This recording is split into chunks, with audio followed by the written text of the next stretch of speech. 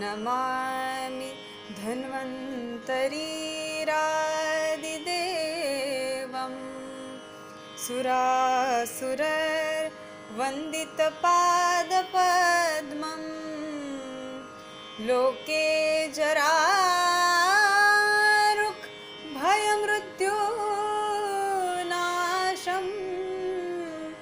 दातारमीशं विविधौषधीनां शङ्खं चक्रं जलौकां दधतमृतघटं चारुदोर्भिश्चतुर्भिः सूक्ष्मस्वच्छातिरुद्यांशुकपरिविलसन् मौलिमं भोजनेत्रं कालाम्भोदोज्ज्वलाङ्गं कटितटविलसच्चारु पीताम्बराढ्यं वन्दे धन्वन्तरिं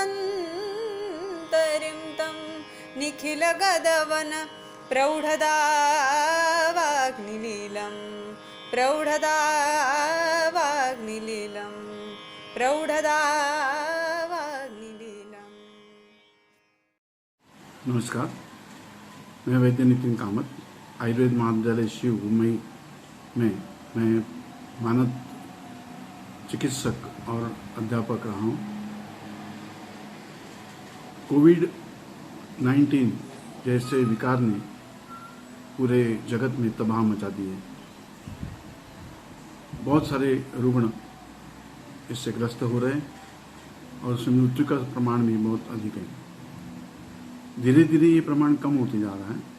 फिर भी ऐसा देखा गया है कि जो लोग मधुमेही हैं, जिनको हृदरोग है, जिनको वृक्क विकार है, जिनको रक्तदाब अधिक है, जिनको शिराओं की विकृति है जैसे धमनी प्रतिचय आदि, उनमें ये रोग होने की और उपद्रव होने के चांसेस ज़्यादा हैं। जीवाणु का उपसर्ग होता है तो हर एक वक्त वो पूर्वरूपावस्था होती है और अव्यक्त लक्षण रहते हैं। लेकिन जैसे जैसे ये विषाणु ये पूरे प्राणवल स्रोत में चले जाते हैं तो वहाँ पे श्वास कास आदि लक्षण दिखाई देते हैं। आगे जाके उपद्रव की अवस्था भेदावस्था आती है तो फिर बहुत सारे विकार हो सकते हैं और धमनियों में शोथ होना, वैस्कुलाइटिस होना, ये संभावना आजकल बहुत बढ़ गई है। इसको बचने के लिए वृद्धों में ये उपसर्ग ही नहीं होना चाहिए, इसका ख्याल रखना चाहिए। क्या कर सकते हैं? अभी बहुत दिनों से ये विकार चल रहा है और सबको पता है कि घर से बाहर नहीं निकलना है, घर पे ही रहना है। अगर वृद्ध दो ही वृद्ध घर में रहेंगे और कोई उनकी सहायता नहीं है तो उनको बाहर जाना ही है। लेकिन उन्होंने एक ही समय जो कुछ भी मार्केटिंग करना है वो एक ही समय करके एक 3-4 दिन का सामान एक समय घर पे लाके रखना चाहिए। बार बार बाहर जाना मुनासिब नहीं है। मैं देखता हूँ कुछ लोग मास्क लगा के बाहर घूमने चले जाते हैं व्यायाम के लिए, जैसे वॉकिंग या जॉगिंग करना, तो वो भी सही नहीं है बाहर घूमना। हवा में विषाणु रह सकते हैं। हमें अपने आजू बाजू में जो व्यक्ति रहते हैं उनके खांसने से या उसके उच्छ्वास से जीवाणु बाहर निकलते हैं, वो हवा में रहेंगे तो अपने निश्वास के साथ और हाथों को इधर भी अपने स्पर्श किया तो लगने की चांसेस ज़्यादा रहती है। ऐसी हालत में घर में आने के बाद हाथ पूरे साबुन से धोना, मुंह धोना, पाँव भी धोना चाहिए, क्योंकि कुछ लोग जाहिरत तो ये है कि हाथ बार बार धोने चाहिए लेकिन पाँव भी धोने चाहिए।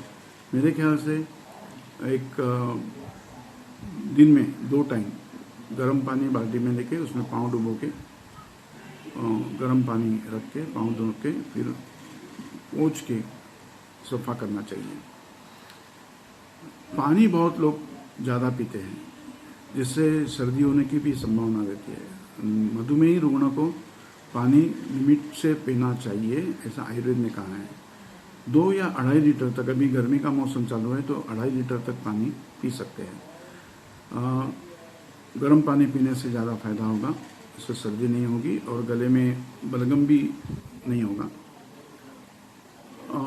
पानी जैसे हम ज़्यादा पीते हैं तो बॉडी में पानी, अगर पेशाब से किडनी विकार रहेगा तो पेशाब से पानी निकल नहीं जाएगा तो फिर बदन में ही पानी रहेगा और धातु शैथिल्य हो जाएगा, उतनी रोग प्रतिकारक शक्ति कम हो जाएगी। नासा से या मुंह से रोग के जीवाणु शरीर में प्रविष्ट होते हैं या आँख से होते हैं, तो आँखों की स्वच्छता रखना ज़रूरी है। तेल का प्रयोग हम कर सकते हैं, जैसे हम नस्य करना जानते हैं, नस्य करवाना चाहिए। और नस्य रोज़ नहीं कर सकते तो एक अपनी छोटी उंगली रहती है, स्मॉल फिंगर, लिटिल फिंगर, उसका जो एक इतना जो हिस्सा है वो तेल में डुबो के नाक के अंदर से लगाना, दोनों नॉस्ट्रिल्स में लगाना चाहिए, जिससे जो कोविड के जो विषाणु हैं वो उधर ही चिपक जाएंगे। एक 4-5 घंटे से टिश्यू पेपर से उसको पोंछना चाहिए। धातु प्रतिकारक शक्ति जिनकी कम रहती है उनको ये विकार होने की संभावना ज़्यादा रहती है। तो धातु प्रतिकारक शक्ति, रोग प्रतिकारक शक्ति बढ़ाने के लिए हमें अश्वगंधा का प्रयोग बहुत अच्छा होगा। हम रसायन चिकित्सा 2 अवस्था में कर सकते हैं, एक व्याधि न होने के लिए और व्याधि होने के बाद में। तो अग्नि को प्रदीप्त करने के लिए आयुष ने जो कषाय बताया है वो दिन में 2 टाइम चाय के बदले लेने में कोई हर्ज नहीं है। लेकिन अश्वगंधा का कोई कल्प, अश्वगंधा, मुलेठी, गुड़वेल, गुरुची और शतावरी जैसे द्रव्यों का एक चूर्ण करके उसको रोज अगर लेके ऊपर से दूध पिया तो अच्छा रहेगा। रोज हल्दी डाल के दूध 1 टाइम तो कम से कम लेना चाहिए, जिससे बीमारी दूर रहने की चांसेस रहती है। खाना टाइम पे लेना चाहिए और जितना हजम हो सके उतना ही लेना चाहिए। अगर बदहजमी रहेगी तो बीमारी होने की चांसेस ज़्यादा रहेगी। कुछ लोग धूम्रपान करने को कहते हैं, लेकिन धूम्रपान पित्त प्रकृति के लोगों में सही नहीं है। वो घर पे ही धूम्रपान करेगा, उनकी शिक्षा ठीक होनी चाहिए, उनको बोलना चाहिए। अगर उन्होंने उसका पालन ठीक नहीं किया तो उपद्रव होने के चांसेस रहते, पित्त बढ़ जाएगा। तो धूम्रपान सावध रह के करना चाहिए, प्रिकॉशंस लेने चाहिए। धूम्रपान के लिए जो द्रव्य लेते हैं, अभी गर्मी का मौसम चालू है, कुछ देश उष्ण है, उसमें धूम्रपान करना सही नहीं रहेगा। धूम्रपान से फ़ायदा तो जरूर होगा, लेकिन उससे उपद्रव भी हो सकते हैं, इसलिए उसको करना मैं मुनासिब नहीं समझता। गंडूश करना, बार बार सिर्फ हाथ धोने से फ़ायदा नहीं है, गंडूश करना चाहिए और गरम गरम पानी बार बार पीना चाहिए। मधुमेह के रुग्ण या वृद्ध लोग थोड़े से स्नानादि में थोड़ा कंटाला करते हैं, तो उसमें वो नहीं होना चाहिए। पूरे बदन की स्नानादि 2 टाइम करने को अपने आयुर्वेद में कहा है। अगर 2 टाइम करना सहन नहीं हो सकता तो कम से कम 1 टाइम तो स्नान करना चाहिए। पूरी दिनचर्या का पालन तो करना ही चाहिए।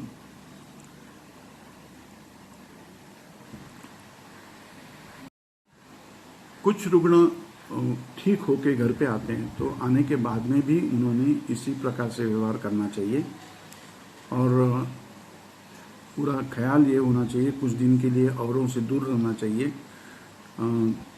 जैसे एक खोली में बंद होके रहना चाहिए और खाना पीना जो है वो और लोग ला के रूम के बाहर रखें और वहाँ से उन्होंने लेके खाना चाहिए।